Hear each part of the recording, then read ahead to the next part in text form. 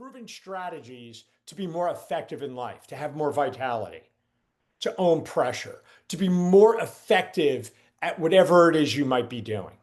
And it's important, like you said discipline, and you and I, that's one of the common things that you and I agree on. And discipline, when you ask people, what does discipline mean? And folks that I coach, I ask them, what does discipline mean to you? And there's a correct way to do things and an incorrect way. And there's no confusion. It's black and white, 100%. The contrast could not be clearer. But people in our culture, especially, they like to massage other people's egos. No, it's you're not doing it accurately. This has nothing to do with your ego. You're not doing X, Y, or Z as effectively as you can, so you're not quite as disciplined as you can be. And make no mistake about it, discipline is not a skill. I mean, excuse me, it's not a genetic feature. Yeah. It's a skill. It's a skill. It's a choice. It's a Yes. choice. And being disciplined is work, and it's Yeah. really not fun. But the end result from being disciplined is fantastic. Well, it gets me back to your parlance in the SEALs is to embrace the suck, which getting to know you and several other SEALs has helped me realize that there's a superpower in that. There is sort of maybe a masochistic superpower in it that I did when I was training to become a surgeon. And I realized sometimes I had to be up for 36 hours or more, or it was going to be difficult. But I'm like, I'm going to do it. I'm going to embrace that. I didn't think of it in those terms back then. But when you are trying to be disciplined, or in my parlance, when you're trying to enhance your vitality, and one of the themes we have is vitality is a skill, and this is now morphed into vitality powers performance. And so if you want to, execute on tasks at the highest level, you need to be your most vital self. And that requires intangibles. That requires your mindset. That requires discipline and resilience and leadership. And, I would also throw in again there trying to train your intuition and know your purpose, which may be connected, by the way. I do think they're all connected. I absolutely feel that way. And the choice, and you made the comment when you were going through medical school residency that you embraced an approach similar to what we do in the SEAL community. Embrace the suck, little tagline, whatever you want to call it, but it is an approach. And I have a story for you. Hmm. People don't show up into the SEAL world and like, yeah, I'm awesome at embracing the suck. No, that is a skill. It's a new way to look at the world around you. And it was one of my first weeks at SEAL Team 3, the first team I served on.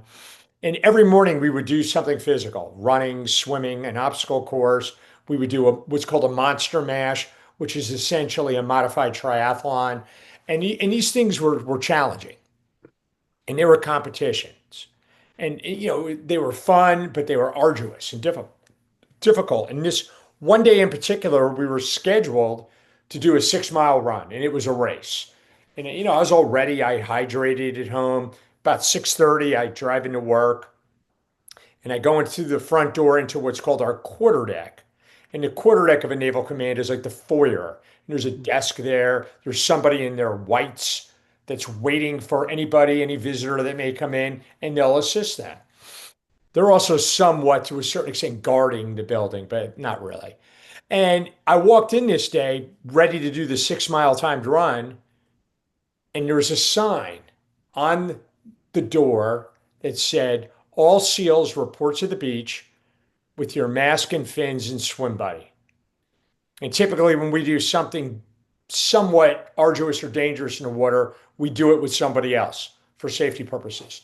And I knew immediately what was going on because I had heard it on the radio. I could see it driving over the bridge coming into work.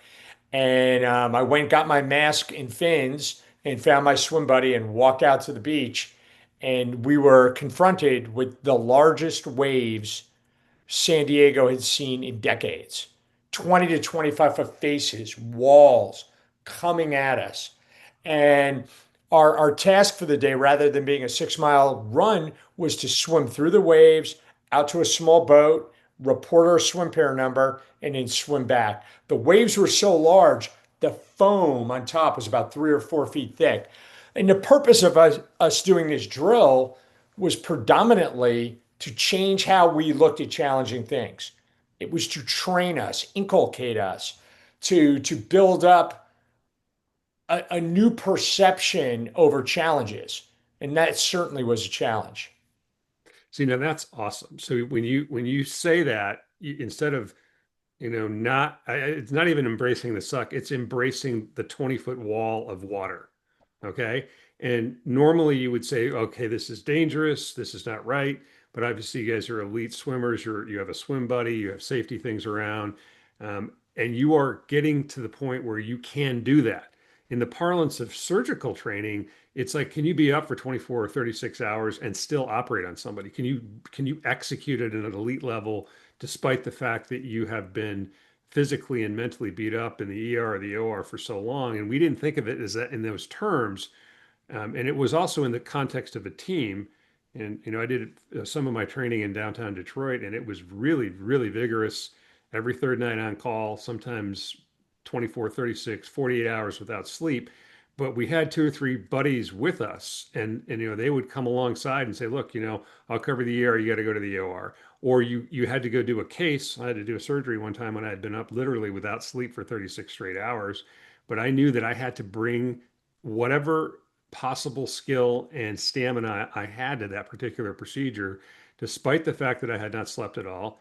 And it was almost going into like a fugue state. I mean, I remember doing the surgery, but I don't remember exactly how I did it. And everything went very well. And at the end, they were like, wow, that's good. How much did you sleep last night? Well, zero.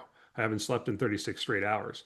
But when you get through that, and I don't know what the analogy is with the 20-foot foam wave, but that stuck with me as like, okay, I can do that.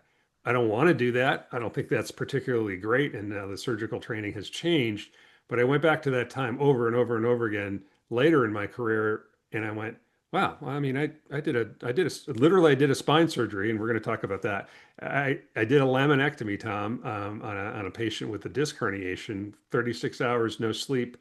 Surgery went perfect.